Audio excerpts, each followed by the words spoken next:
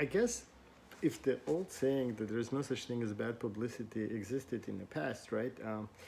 It's more true today. It seems like it because it doesn't matter how silly you are or how crazy your actions are. As a matter of fact, the sillier they are, the crazier they are. More publicity you get publicity, you go viral, you make money. You're able to do that. All of a sudden, you have a career. But I'm not thinking about the either the influencers or people who utilize it as a means of making money, but more thinking about those kinds of behavior done with an intent to, I don't know, become a social influencer is absolutely fine for the one who's trying to do it.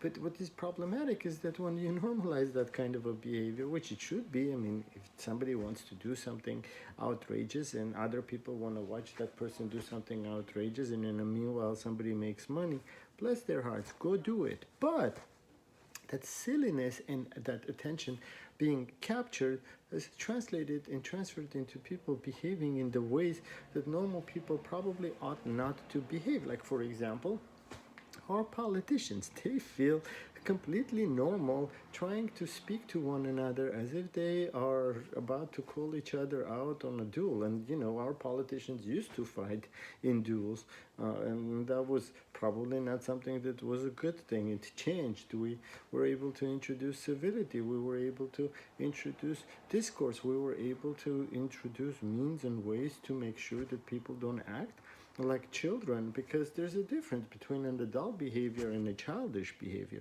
There's absolutely nothing respectful about our elected officials acting out in a manner in which they're acting out right now, whether that be the politicians posting big posters on their walls in front of their colleagues or supposed colleagues, um, highlighting their opposition to their ideals, or whether it be the manner in which they speak about one another, which is almost absolutely non-acceptable and ought not to be tolerated. Yet, because it speaks to the highly partisan identities, it makes it much easier for people to follow and like. For example, this individual, whether that be on the Democratic side or the Republican side, their popularity stems from their ideas, and their ideas appeal to the populism, which is kind of ironic because when you think about it, and maybe I'm absolutely wrong, but it certainly feels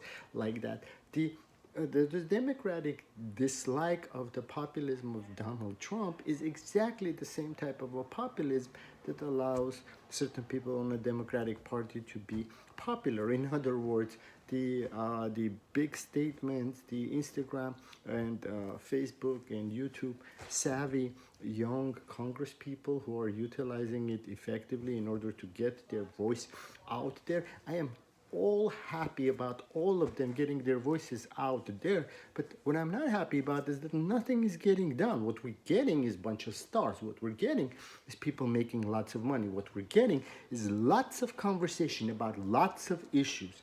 What we are not getting is any of those politicians actually doing their jobs. As a matter of fact, look, here's a simple reality, right? Like, if an average bill gets read, like what, 5%, 7% of the bill maybe gets read by the elected official, yet I'm quite wondering how many times they write and rewrite their Instagram posts or their YouTube posts or their Twitter posts or whatever, and put those up. And while they're doing that, they speak and they act and they behave towards one another as complete jackasses.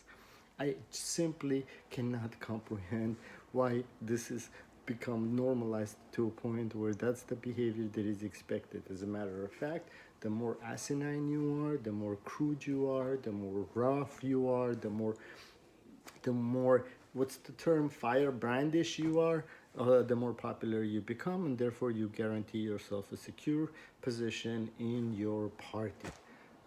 And the funny thing is that that party is in this country, and this country is supposed to be, in theory, be our country, which is all of them together are championing. But it certainly feels like that they are helping themselves. And while they're helping themselves, both Democrats and Republicans, the question is, who's helping us?